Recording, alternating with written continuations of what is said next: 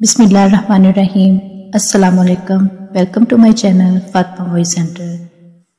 Matric 3rd division में पास करके इधर उधर मजदूरी करता तो इतनी दिहाड़ी बन जाती कि हम माँ बेटे का 2 वक्त की दाल रोटी का बंदोबस्त हो जाता। इन दिनों में एक सर्विस स्टेशन पे नौकरी कर रहा था।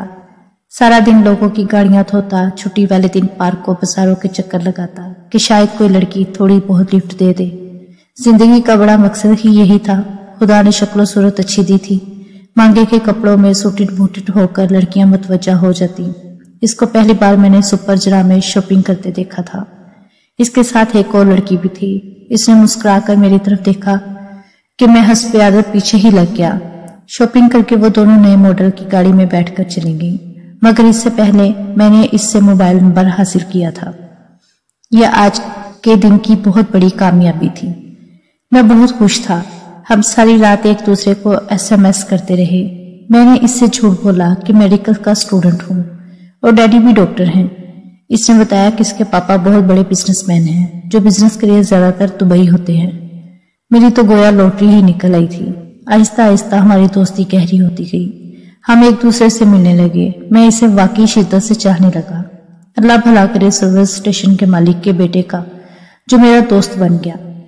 हर मुलाकात पे जाने के लिए इसका सूट, शूज, कीमती घड़ी, मोबाइल, क्लासेस और गाड़ी लेकर जाता। मुझे अपना आप मिर्जा जाहिरदार बेग लग रहा था, मगर क्या करता, मजबूरी थी। ये कोई फिल्मी स्टोरी तो थी नहीं कि वो मेरी असलियत जानकर गले लगाती। रियल लाइफ का किस्सा था। मुझे पता था कि जिस दिन इसको मेरी 2 टके की हैसियत का पता चल गया, सीधी किक लगाती और शायद पिटाई भी करती। वैसे भी वो बड़े बाप की इकलौती बेटी थी, दिमाग अर्श पे ही रहता था। एक रोज सुबह जब मैं मैले के चले कपड़ों में सर्विस स्टेशन पर गाड़ी धोने पे जुटा हुआ था, अचानक किसी ने पीछे से मेरे कंधे पे हाथ रखा। जैसे ही मैंने पीछे मुड़कर देखा, मेरा दिल धड़कना भूल गया। हलक खुश हो गया और रंगत ऐसी कि काटो तो लहू नहीं। सामने वो बड़े स्टाइल से कोलों पे हाथ रखे खड़ी थी और हंसबे आदत च्युइंगम चबा रही थी। डॉक्टर साहब क्या हाल है? वो तंजिया लहजे में बोली।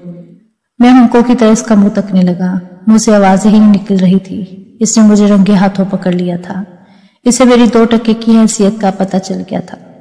तुम तो यार बड़े फनकार निकले। वाह जी वाह, अदाकारी तो कोई तुमसे सीखे उस्ताद जी। इसके अल्फाज हथौड़े की तरह मेरी खोपड़ी पे लग रहे थे। मैं शर्मिंदगी और बेइज्जती की शिद्दत से रोने ही लग गया। इसने अचानक धक्का देकर मुझे पीछे रखी कुर्सी पे गिरा दिया। वो मेरे नजदीक आकर मुझे कान से पकड़कर मुझ पे झुक गई, फिर ठोड़ी से पकड़कर मेरा चेहरा उठाया। इसकी च्युइंगम की खुशबू मेरे नथनों से टकरा रही थी। मेरे कान के साथ मुंह लगाकर इसने 4 हाना अंदाज में कहा, कल माँ को रिश्ते के लिए हमारे घर भेजना, ओके? मैं हैरत और बेयकीनी से उछल पड़ा। बेख्तियार मेरे मुंह से निकला, क्या? अगले दिन अम्मा इनके घर चली गई। वापसी पे बहुत खुश थी। उन्होंने अम्मा को बहुत मोहब्बत दी थी और रिश्ता भी पक्का हो गया था। शादी के बाद इसके पापा ने अपनी इकलौती बेटी का खामन होने की वजह से चालू बिजनेस ही मेरे हवाले किया। आजकल मैं ससुर की दी हुई मंडी मोड़ पर चाट समोसे की छोटी सी दुकान चला रहा हूँ। खुदा का शुक्र है, अच्छा गुजारा हो रहा है। और मेरे ससुर ने अपनी दोनों लारी अड्डे की बाहर पकोड़ों की रेड़ी लगा रखी है। वीडियो पसंद आए तो लाइक करें और चैनल को सब्सक्राइब करें।